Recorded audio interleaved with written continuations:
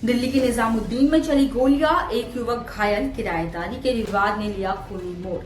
नमस्कार, मेरा नाम दिशा चाचरा है और आप देख रहे हैं GMT गाइड मेमो टॉक। स्वागत है आप सभी का हमारे चैनल पर। दिल्ली की रातें अब महज सुकून भरी नहीं रही, हर मोड़ पर खतरा है और अब की बार ये खतरा बना गोलीबारी की शक्ल में निजामुद्दीन की गलियों में। जी हाँ, राजधानी दिल्ली के निजामुद्दीन इलाके में शुक्रवार की रात गोलियां चली। एक युवक को लगी गोली, वजह दुकान खाली कराने का झगड़ा, जो कि गोलीबारी तक पहुंच गया है। सवाल ये है, क्या दिल्ली अब सुरक्षित बची है और क्या दुकान का किराएदारी विवाद इतना बड़ा हो गया है कि गोलियों में फैसले लेने पड़ेंगे? मामला 1 अगस्त 2025 शुक्रवार रात करीब 10 बजे का है। दिल्ली के निजामुद्दीन थाना क्षेत्र के पास मौजूद मोनिशकड़ा होटल के नजदीक से गोली चलने की कॉल हजरत निजामुद्दीन थाने को मिली।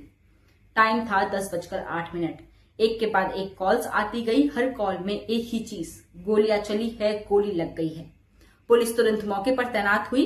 मौके पर मिला खून से सना एक युवक, नाम फुरकान, उम्र 32 साल। गोली लगी थी पैर में, उसे तुरंत एम्स ट्रॉमा सेंटर में भर्ती कराया गया।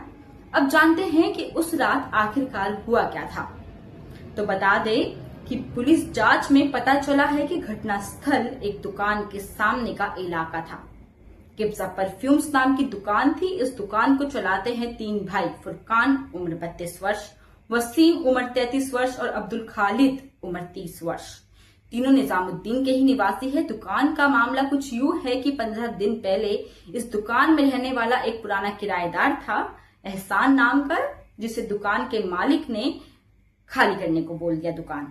उसने दुकान छोड़ दी और फिर ये 3 भाई वहां परफ्यूम का कारोबार करने लगे। लेकिन शुक्रवार की रात एहसान अपनी टीम लेकर दुकान पर पहुंचा और शुरू हो गई ज़बानी जंग।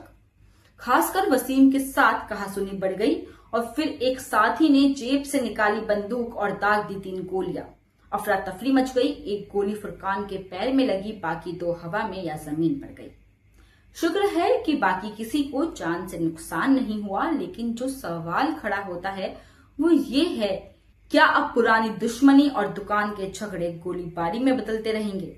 अब देखते हैं कि पुलिस का बयान और कार्रवाई क्या रही।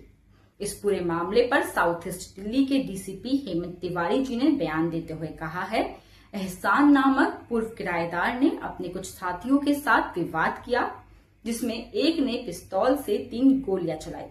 फुरकान को गोली लगी है और उसका इलाज एम्स ट्रॉमा सेंटर में चल रहा है। मामले की जांच जारी है और गोली चलाने वाले आरोपी की पहचान व गिरफ्तारी की प्रक्रिया तेजी से चलाई जा रही है। बड़ा सवाल ये उठता है कि क्या दिल्ली में कानून व्यवस्था कितनी मजबूत है? क्योंकि बात बड़ी है, सवाल बड़ा है और चिंता जरूरी है। एक दुकान खाली हुई, नया किराएदार आया, पुराना किराएदार आया और दाग दी गोलियां। कानून है, पुलिस है, कोर्ट है, फिर भी सड़क पर ही गोलियां क्यों चलाई जा रही है? क्या किराएदारी के मामले में प्रशासन का रवैया इतना कमजोर हो गया है कि अब पक्ष खुद ही बंदूक उठा ले? क्या दिल्ली अब राजनीतिक और धार्मिक सेंटर से हटकर गोली बारूद की राजधानी बन रही है? ये थी निजामुद्दीन की उस रात की हकीकत और उस हकीकत में छुपे हैं कई सवाल। क्योंकि जब बंदूकें बोलती है तो कानून खामोश नहीं रह सकता। क्योंकि राजधानी की गलियों में अगर गोलियां यूं ही चलती रही तो अगली खबर आप, मैं या कोई और भी हो सकता है। तो ये थी आज की खबर। ऐसी ही और खबर के लिए जुड़े रहे GMT के साथ गाइड मेमो टॉक। धन्यवाद।